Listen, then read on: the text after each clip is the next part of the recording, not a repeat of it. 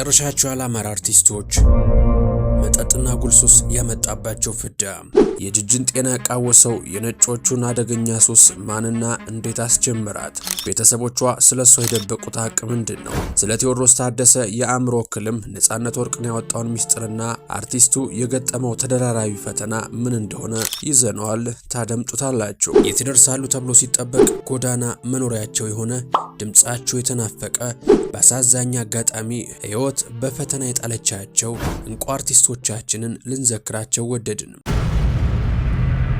የት ናቸው ብለን እንጠይቃለን፣ ጊዜ ጌታ ብለን እንታዘባለን። እናንተ ብቻ ከሰከላ ቲዩብ ጋር አብራችሁን ጥቂት ዝለቁ። ሰከላ እጅጋየሁ ሽባባው ጂጂ አፍሪካን ታስጠራለች፣ ትልቅ ደረጃ ትደርሳለች የተባለችው ጂጂ ዛሬ ከሀገሯ ርቃ የገባችበት የስቃይ ህይወትና መንስኤው። ሙዚቀኛ የግጥምና ዜማ ደራሲዋ ጂጂ የኢትዮጵያን የዘመናት አኩሪ ታሪክና ድንግል ውበት በድንቅ ቋንቋና ለዛ ባላቸው ዜማዎቿ ያቀነቀነች የቅኔዋ ንግስት በገጠማት አንዳች ያልተጠበቀ እክል ከሙዚቃው ዓለም ጠፍት ብላለች። እንደታመመችና ጥሩ ሁኔታ ውስጥ እንዳልነበረች የተለያዩ ጋዜጠኞች አሜሪካ ባለችበት ሂደው ሁኔታዋን ሊያጣሩ እንደነበርና ጂጂ ጥሩ ሁኔታ ላይ እንዳልሆነችና ከሰው ራሷን አግልላ ለብቻዋ በአንድ አፓርታማ ውስጥ እየኖረች እንደምትገኝ ከፍተኛ የድብርት የብቸኝነትና ተስፋ የመቁረጥ ስሜት ውስጥ እንደሆነች ካጠገቧ የሚሆን ሰው እገዛ እንደሚያስፈልጋት ተገልጾ ነበር። ያንንም ተከትሎ የፕሮቴስታንት ዘማሪ የሆነችው እህቷ ለራሷ ጊዜ እየሰጠች እንደሆነም እናም ወደ ራሷ ስትመለስ ወደ ኢትዮጵያ እንደምትመጣ ገለጻ አድርጋ ነበር። ታዲያ እቺ አፍሪካን ታስጠራለች፣ ትልቅ ደረጃ ትደርሳለች የተባለችው ጂጂ ዛሬ ከሀገሯ ርቃ የገባችበት የስቃይ ህይወት መንስኤው ምንድነው? ትውልዱ አገው ምድር ቻግኒ ሆኖና የሙዚቃ ፍቅር ገና በረኝነት እድሜዋ ያደረባት ጂጂ እውቅናን አትርፋ በተለያዩ ሀገሮች እየዞረች ስራዋን በማቅረብና የኢትዮጵያን ሙዚቃ ባህል ለዓለም እያስተዋወቀች ባለችበት አብሯት ከሚሰራው ባንድ ፓልም ፒክቸርስ ኩባንያ ባለቤት ጋር የፍቅር ግንኙነት ትጀምራለች። ውጭ ሀገር አደንዛዥ ዕፅን መጠቀም በሙዚቀኞችና በሴሌብሪቲዎች ዘንድ የተለመደ ስለነበር የፍቅር አጋሯና ባለቤቱ የሆነው አደንዛዥ ዕጾች እንድትጠቀም ያስለምዳታል። በወቅቱ እሱ ከገባበት ሱስ በቶሎ አገግሞ ቢወጣም ጂጂ ግን የሱስ ማገገሚያ ውስጥ እንኳን ገብታ ልትወጣ ባለመቻሏ ራሱ ሱስ ውስጥ የዘፈቃት ባለቤቷ ይፈታታል።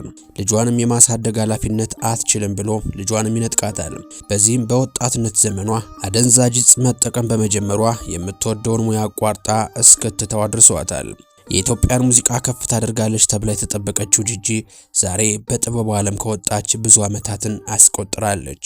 ነገር ግን ስሟ በትውልዶች ልብ ውስጥ በሰራቻቸው ሙዚቃዎች እየተቀባበለ ዛሬም ድረስ ስሟ በሀገሯ የናኘላት ተወዳጅ አርቲስት ናት። ታዲያ በቅርቡ ወጥቶ በነበረ መረጃ መሰረት ድምጻዊቷ ወደ ዘፈን የመመለስ እድሏ እጅግ ጠባብ እንደሆነ እየተገለጸ ይገኛል። ለዚህ ምክንያቱ ከነበረችበት የድብርትና የሱስ ህይወት ፈቀቅ ብላ ወደ ክርስትና እምነት ጠጋ ማለቷን የተነገረው።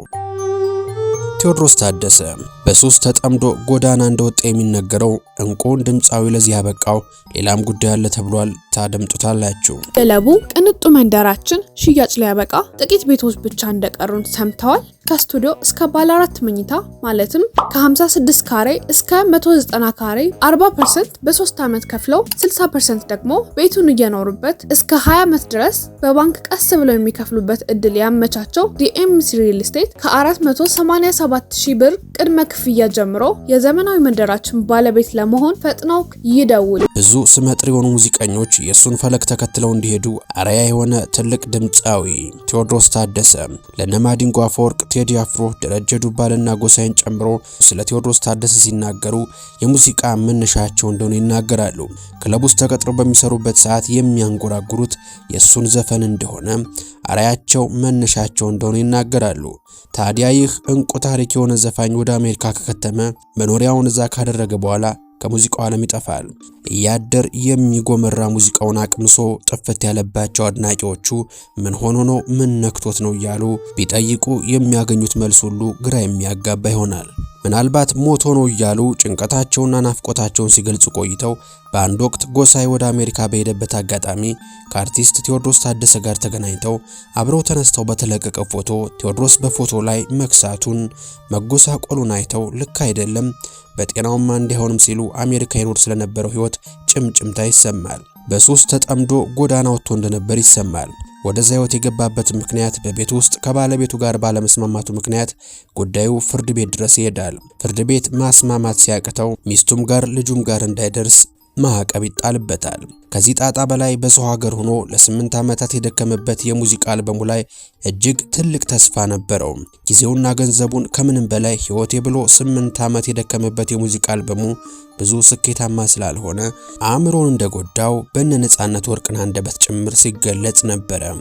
ታዲያ ማንንም ያልጠቀመ ይሄ መጠጥ አደንዛዥ ዕፅና የሲጋራ ሱስ በዘፋኞቹ የስንቱን ሙዚቀኛ መነሻ መንደርደሪያቸው ሆኖ ህይወታቸውን እንዳልቀየረ አጉል ሆኖ ቀርቷል። እስካሁንም ብዙ አርቲስቶችና ዘፋኞች ወደ ሀገሩ እንዲመጣ ህይወቱን እንዲቀይር እየጣሩ ይገኛሉ። አርቲስት ቴዎድሮስ ግን አሁንም በሀገር አሜሪካ ሆኖ ከስንት አንዴ ብቅ እያሉ የቴዎድሮስን አድናቂዎች ድንግጥ የሚያደርግ ፎቶ አሁንም እየደረሱ ይገኛሉ። ሙሉ ጤንነትና የሥራ መንፈስ ለቴዎድሮስ ታደሰ እየተመኘን ወደ ቀጣዩ አርቲስት አለፍን። ታሪኩ ብርሃኑ ባባ ብዙዎች ሳይጠግቡት ድንገት ያመለጠው የልቡ ቅንነትና ደግነቱ ከእልፈቱ ወዲህ አፍ አውጥቶ የሚናገርለት ተወዳጁ ተዋናይ ህመሙ በግልጽ አይነገር እንጂ በሱስ ምክንያት ተጎድቶ እንደነበር የቅርብ ሰዎቹ ይናገራሉ። ታሪኩ ጥሩ የስኬት ደረጃ ላይ ደርሶ ቤተሰብ መስርቶ የልጅ አባት ሆኖ ብዙ ኃላፊነት ሲጠበቅበት የመጠጥ ሱስ ውስጥ ሊገባ ችሏል። ይህም በጤናው ላይ ጉዳት አምጥቶ የአልጋ ቁራኛም አድርጎት ነበረ። በጸበል በሕክምና ላይ ቆይቶ ህይወቱም ሊያልፍ ችሏል። ይሄ በትንሽ ብስጭት ሐዘን ያስረሳል እየተባለ የሚጠጣ መጠጥ እያደር ሱስ ሆኖ አልፎም የጤና ችግር እያመጣ የሰው ህይወት ይነጥቃል። የደግነቱ ፍሬና የጥበብ ስራዎቹ ግን እያደር እየተወደዱና እየተነገሩ ይኖራሉ። ኮሜዲያን ለመን ታደሰ በመጠጥና ጫት ሱስ ተይዞ አእምሮውን እስከ መሳት ደርሶ እንደነበር ይነገራል። ብዙዎች ያሁን ገጹን ሲመለከቱ ሐዘን ይጫጫናቸዋል። ለመን ታደሰ ከኮሜዲያንነቱ ባሻገር በድንቅ ተዋናይነቱና ድምፃዊነቱ ይታወቃል። የሳቅ ምንጭ የሆነ ገጽታው አይደለም ቀልዶ ሁኔታውን ሲመለከቱ ፈገግ ያሰኛል። ለመን ካለቤ ጋር ወደ አሜሪካ ሄደው በዛው ኑሮውን አሜሪካ አድርጎ ቤተሰቡን ቀስ በቀስ ወደ አሜሪካ ወስዶ ትዳሩን ኑሮውን እዛው ያደርጋል። ያሳለፈውን ሲያወራ ከሚስቱ ጋር በሚጣላበት ወቅት ጎዳና ላይ እንዳደረ ይናገራል። ጥበቃ ሁኜ ፓርኪንግ ላይም ሰርቼ አውቃለሁ ይላል። አሜሪካ ሄዶ በሚኖረው ህይወት የሚያዝኑ ብዙ አሉ። እዛም ባለው ህይወት መጠጥ አብዝቶ ይጠጣ ስለነበር በመጠጥና ጫት ሱስ ተይዞ አእምሮውን እስከ መሳት ደርሶ እንደነበር ይታወሳል። ወደ ኢትዮጵያ መጥቶም ማገገሚያ ለ6 ወር ቆይቷል። ከዛም ተሽሎት ወደ ተለያዩ መድረኮች ላይ ስራውን አቅርቦ እርሱን በሚያውቁት ባልደረሱበት ትውልድ ሳይቀር አድናቆትን አትርፏል። እንደዛም ሆኖ ብዙም ሳይቆይ ድጋሚ ታሞ አቅሎን ስቶ ከቤት ጠፍቶ ሲፈለግ የነበረበትም ጊዜ ነበረ። ታዲያ አሁን ላይ 4 ኪሎና ፒያሳ አካባቢ ጸጉሩን ደርዶ ሰውነቱ ከስቶ ተጎሳቅሎ ብቻውን መንገድ ላይ እጁን እያውለበለበ ሲሄድ የሚያየው እረ የሙያ የጥበብ ጓደኞቹ የት ናችሁ ለምን አትረዱትም ያሉ ብዙ ናቸው። ቀጣዩ አበበ ተካ ነው። እሱስ በምን ይሆን ህይወቱ ወዳልሆነ ችግር ያመራው? ቪዲዮውን እስከዚህ ስትመለከቱ ላይክ ካላደረጋችሁ ጊዜው አሁን ነው። ፍቅር እንደ ሱስ አደንዝዞት በወጣበት ያስቀረብን አጃይብ የሆነ ልብን ሰርስሮ የሚነግስ ድምጽ ባለቤት የሆነው አበበ ተካ ብዙዎቻችን በድንቅ ልብ የሚነኩ የፍቅር ዘፈኖቹ የምናውቀው የ90ዎቹ ኮከብ የነበረው አበበ ተካ የሚታወቀው በዘፋኝነቱ ብቻ ሳይሆን በአፍቃሪነቱና ለፍቅሩ በከፈለው መስዋዕትነቱ ነው።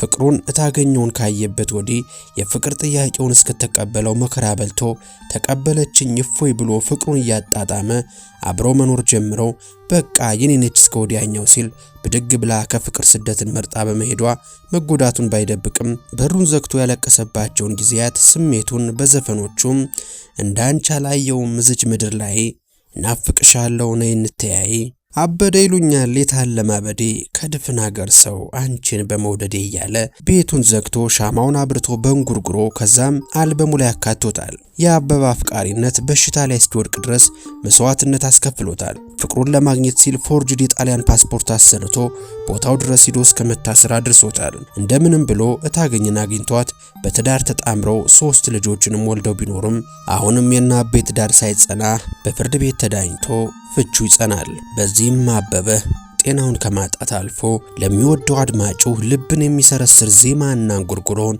ማድረስ አልቻለም። ይልቁንም አቤ በሰው ሀገር መደበኛ ኗሪ ሆኖ ኢትዮጵያና ኢትዮጵያውያን ድምጽና አልበሙን ሙዚቃና ፍቅሩን እየናፈቁ ይሄው እንደተቆራረጡ ቀርተዋል።